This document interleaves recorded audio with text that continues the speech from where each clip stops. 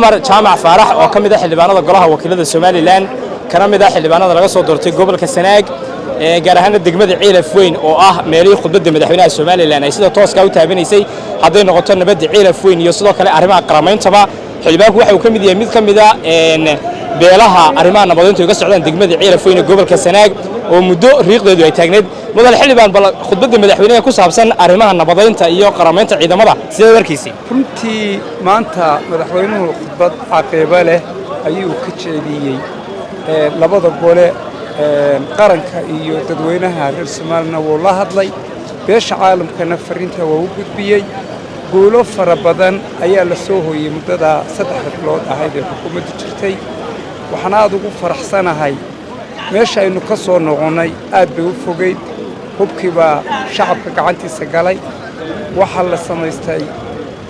hubabkii waaweynaa ee adduunka ku dagaalami jiray waxaynu ku bilaabmi gaadhay warloodhadii qabqablayaashii dagaalada wixii oo dhan baa la xakameeyey qaranku awooddiisu dhan buu isugu geeyey ciidamadii shacabka madaniga ay hubka qaateen waa la qarameeyey hubkii baa la qarameeyey dawladdu la wareegtay ammaankii baa la sugay nabadda Ciilaf Weyn gacan badan bay dawladdu ka geysay oo ciidamo xitaa ayay geysay boolis oo ammaanka suga maanta ceerigaabo iyo Ciilaf Weyn midna kuma arkaysid xabad iyo rasaas ka dhacaysa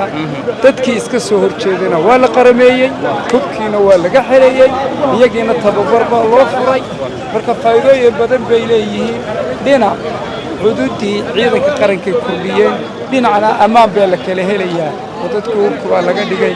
aad baan ugu mahad celinayaa madaxweynaha waxaan mahad gaar ah u celinayaa madaxweyne ku-xigeenka Jamhuuriyadda Soomaaliland oo runtii muujiyay dhabar adayg go'aan qaadasho geesinimo dulqaad muddadu halka joogay 2 bilood oo gowab uu hadda ka maqan yahay isagoo xilkii ugu sareeyay qaranka haya ayuu ugu dhabar adeegay inuu miyiga seexdo tuulooyinka seexdo qaramayntii ka qayb noqdo nabadeyntii ilaahayna waa ku guuleeyay meel wanaagsan oo maraya waxaan leeyahay madaxweyne hambaliyo waxyaabaha kuwala dan ugu wanaagsan ninkaas ku bartay waa nin go'aan leh waa nin run leh waa nin cibaado leh waa nin dadnimo leh waa nin aan cidna kala sukaysiisanayn waa nin fulinayo go'aanka dawladnimo oo uu ku khasbayo qof walba inuu qaranka iyo caalamkiisa hoos joogo waan u mahadnaqaya inta u hadhana ilaahay waxaan ka baryay inuu ku guuleeyo aad baad maasantahay kaasi daawadayaal xildhibaan Cumar Jaamac Faarax buu ahaa xildhibaan Yuusuf oo kamid ah isagana xildhibaanada golaha wakiilada deegaan ahaana gobolka Sool laga soo doortay iyo sidoo kale degmada Ciilaf Weyn ka soo jeedo hawlaha qaramaynta iyo nabadeynta ay ka socdaan kamid ah xildhibaan arrimaha qaramaynta iyo nabadda Ciilaf Weyn maxaad ka oran Cumar Jaamac Faarax baa ka horeeyay oo isaguna arrimaha wax ka yiri TV-ga qaranka waan u mahadnaqayaa marka hore marka labaadna waxaan u mahadnaqayaa xildhibaankii ugu horeeyay Cumar Jaamac Faarax oo aad caaqilkaygina chief caaqilkaygii marka saddexaad waxaan u mahadnaqayaa intaan jawaabta su'aasha ka jawaabin waftigii uu hogaaminayay madaxweyne ku-xigeenka Jamhuuriyadda Soomaaliland ee muddada 2 bilood oo dhabar adeegay ee kamid ahaa wasiirada waxaan aad ugu sii mahadnaqayaa madaxweyne ku-xigeenka oo arrinta ka qaatay door libaax arrinta haddaan su'aasha kaaga jawaabo arrintaas waa guul qaranka Soomaaliland soo hoyatay waa arrin soo hoyatay shacabka iyo bulshada reer Soomaaliland waa arrin soo hoyatay dhammaan ummadda islaamka waayo Jamhuuriyadda Soomaaliland 2 qori ka wada jiri maayaan hal qori baa looga baahan yahay halkii qorina maanta waxa ku guuleystay oo bilaabay madaxweynaha Jamhuuriyadda Soomaaliland baan ugu mahadnaqayaa Cabdiraxmaan Maxamed Cabdilaahi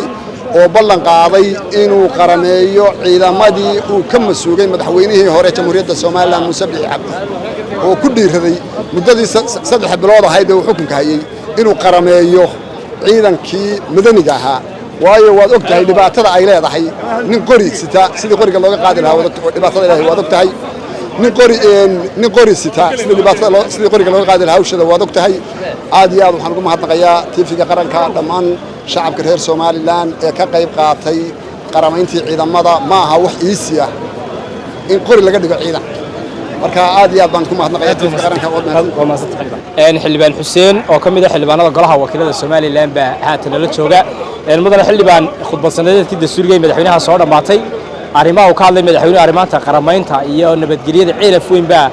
dadku aad ma garanaysaa u soo jiidatay bal adigu maxaad ku dar lahayd aad leedahay arrinta qaramaynta iyo nabadda Ciilaf Weyn door nooceeba ka xildhibaanaha ka qaadatay madaxweynuhu wuxuu jeediyay khudbad aad qiimo badan oo khudbad sanadeedkii iyo waxqabadkii xukuumadda boqolkii maalmoodiina dhaafay arrinta la xidhiidha xukuumaddaasoo waxyaaba badan taabanaysa runtii arrinta la xidhiidha nabadgelyada gobollada bariga iyo qaramaynta ciidamadii madaniga runtii aad iyo aad shaqo u qiimo la ahay madaxweyne ku-xigeenka iyo waftigiisuna ay tacab fara badan geliyeen iyo xukuumadda guud ahaan waa la soo dhawaynayaa shacabku aad bay soo dhawaynayaan golayaal ahaan aad baan u soo dhawaynaynaa waxtar aad u qiimo badan xaggii amniga sugistiisii nabadgelyadii dadka shacabka ahaa waxaa weeyaan ciidamada la qarameeyey ilaa 5,000 oo qof qiyaas ahaan askari ayaa la qarameeyey oo madaniya oo dee qoryahoodii sita hubkoodii waaweynaaye tiknikada sita runtii waad fahmi karaysaa ama waad dareemi karaysaa baaxadda ay ku keeni karayaan amniga sida uu yahay waxay noqdeen ciidan ku soo biiray ciidamadii dawladda ee qaranka oo ku soo biiray way noqdeen xukuumadda aad baan runtii ugu mahadinaynaa arrinta kale la xidhiidha maxaa la yidhahdaa nabadgelyada khilaafkii iyo colaadihii ka jiray degmada Ceelaf Weyn oo waftiga madaxweyne ku-xigeenka ay runtii ay qayb xoog leh ka qaateen xalinta arrimaha iyadana waxaa la qabanayaa wiilka soo socda xafladii guud ee lagu calool xaranayay labadii beelood ee walaalaha ee goobta ay colaadu muddada 9 sanadood ahaa ay maartay ka socotay marka guud ahaan khudbadda madaxweynuhu aad iyo aad bay qiimo u lahayd meelo fara badan oo dhaqaalaha iyo nabadgelyada iyo arrimaha bulshada intaba taabanaysana way ahayd waxaan rajaynaynaa in 5 sanadood soo socda in ay xukuumaddu gaari karto horumar aad iyo aad u wanaagsan inay gaarsiin karto muxuu ahaayay dalka guud ahaan ayaan aad u rajaynaynaa waxaa halkan nagula sugan xogayaha golaha guurtida Cabdinaasir Beegsi oo ah xogayaha golaha guurtida maanta waa maalin ugu suntan qaranka Jamhuuriyadda Soomaaliland maalmaha uu dastuurka xusay qodobka 46aad kaasoo sheegaya in khudbad sanadeedka madaxweynuhu uu qabto sanadka 3 bilood ee ugu horeeya ama kalfadhiga ugu horeeya ee sanadka taasoo ah intii constitutionka Soomaaliland uu jiray baa la soo qabanayay xafladahaas oo kale run ahaantii maanta waxaynu xusi karnaa inay tahay khudbad sanadeedkan maanta oo uu ku soo beegmay madaxweynuhu waa khudbad sanadeedkii ugu horeeyay madaxweynaha cusub Cabdiraxmaan Maxamed Cabdilaahi Cirro uu qabanayo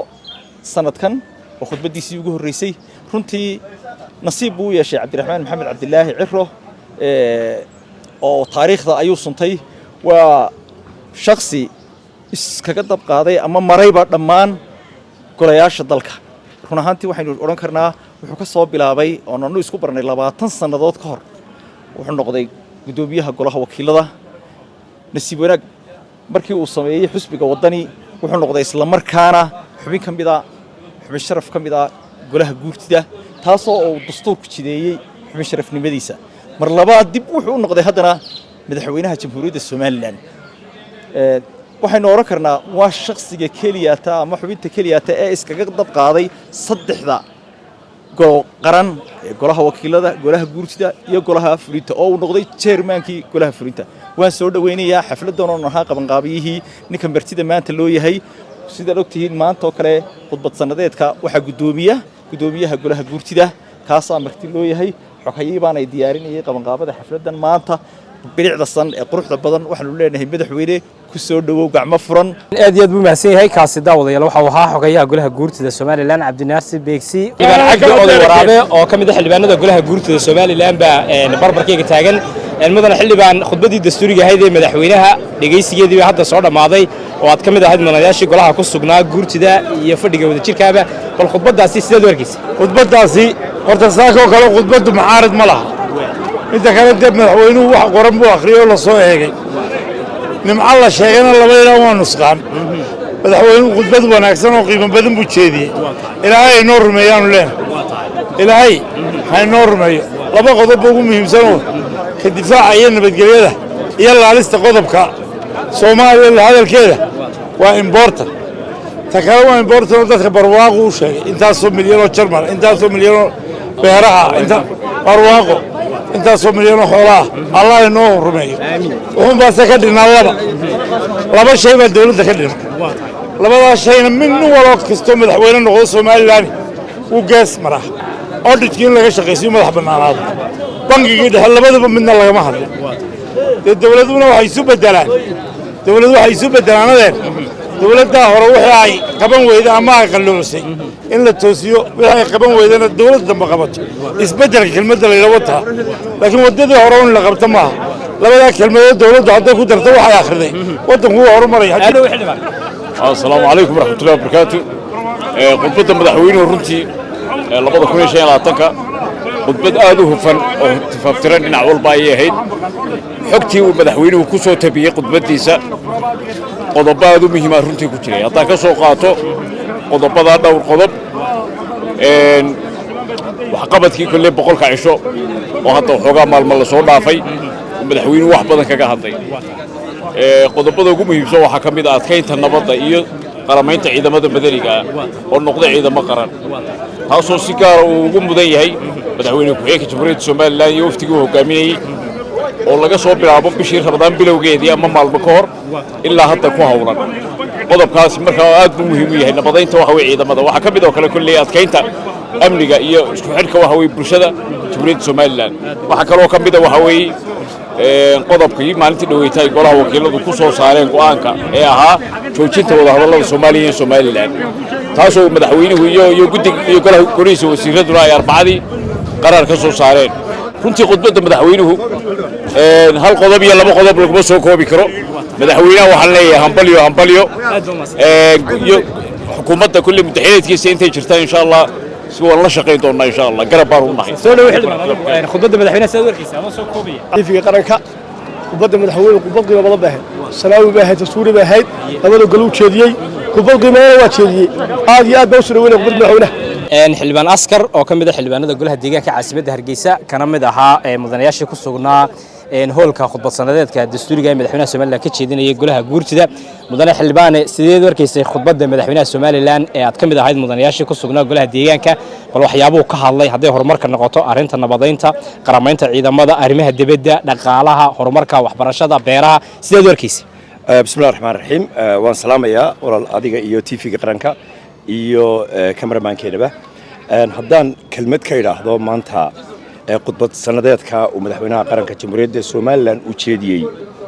runtii waxaan filayaa inay tahay muddadii uu xilka madaxweynuhu hayay oo imika ilaa muddo 4 bilooda oo boqolkii maalmoodun u dhamaadeen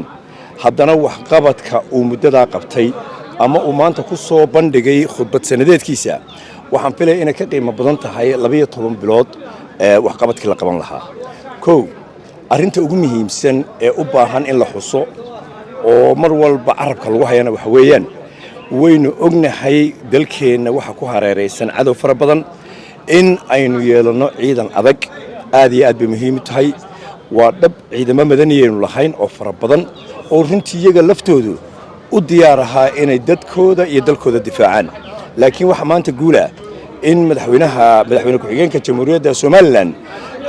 uu run ahaantii muddo 2 bilood ka badan uu waqti geliyay sidii uu uga shaqayn lahaa arinta qaramaynta ciidanka madaxweynaha qaranku maanta inoo sheegay in ay arintaasi sidii la doonayay ay u dhacday maantana aynu haysano ciidan tiro badan oo run ahaantii tababar loo furay mushaharkoodii la siiyay